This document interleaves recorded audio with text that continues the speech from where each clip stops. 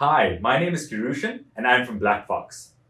I often get asked by clients, what is the one tip I can share when it comes to handling social media? Well, I'm going to get to that in just a second. For now, let's look at what is the purpose of social media to a business? A very basic question, but a very fundamental question. Pretty much the only use social media has to a business of just about any size is it gives the business the opportunity to reach completely unknown audiences. In other words, it gets the business and its message in front of brand new sets of eyes all over the world. In the past, in order to accomplish that, one would have to usually embark on a very high budget set of activities in order to reach brand new eyes from all around the world. Beyond that, there's the opportunity to engage with these individuals and build a relationship with them. But the first and most primary thing that you're trying to achieve is to begin a relationship at all with people that you absolutely do not know anything about. And that's the power of social to a business. More tactically, when you do grow a relationship and build some kind of engagement and followership online, you can eventually start routing that traffic towards something a lot more concrete to your business, like a landing page or even your website.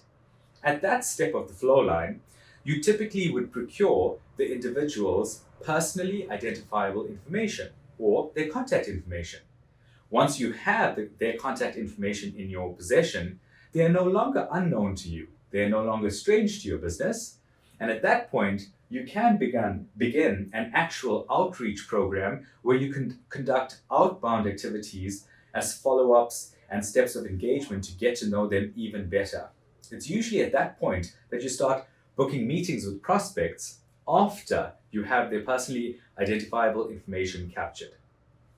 So that's pretty much the role of social. But how do we go about this in an appropriate way? How do we go about it in a way that, in truth, does in fact build a relationship with these foreign unknown audiences? The best analogy that I have is that you should treat your participation in social media activities in much the same way as you treat your participation at a dinner party. When you walk into a dinner party and you happen to not know anyone in the room, the most effective thing to do would be to just listen in on the conversations that are currently taking place. That would be the smartest thing to do. It would be hardly likely that you would randomly go into the corner of the room, announce yourself, and announce how clever you are, or how capable your business is, or how successful your family might be. That would be the most unlikely response to an effective participation at a dinner party. So if you wouldn't do that at a dinner party, it makes no sense to do that on social media. Standing by yourself and talking about how good you are makes little sense to anyone. So what you've got to get into the habit of doing is to start by listening first. Always zoom in to the conversation because frankly, that is what you do in social situations. You listen in to know what is being talked about, what is taking place, what is interesting to others. And then once you find a conversation that is engaging, once you find a group of people that are interested in what's being discussed, you try to become part of that conversation. That's what you do at a dinner party. And that's what you should do in social media. You should always start by discovering those conversations that are already taking place, and then become a valuable participant in that conversation. And that way, you will find that you're not talking about yourself, but you are talking about a topic. And the best part about a topic is that topics are interesting to people. And we know that they're interesting to people because people are talking about it. And we only talk about those topics that people are interested in already. And this is where social listening comes in. If you want to get super sophisticated, you can use one of the plethora of tools available to aid you with social listening so that you can zero in on the actual conversations that are taking place that may be of interest to you or your business.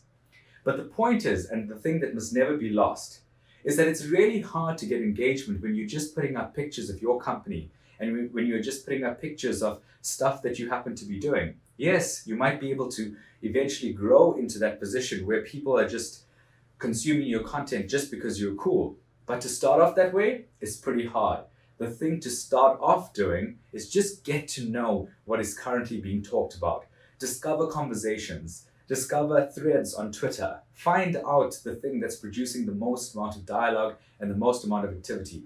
Become part of that conversation, and then you will see how the engagement will just grow. But to just simply put out a social post and be then a little bit perturbed or even disappointed when your post isn't going viral is actually quite short-sighted. The trick is, do what people naturally do, and that is simple. Just become part of a conversation. That's it for now, and we hope you enjoyed that one. Cheers.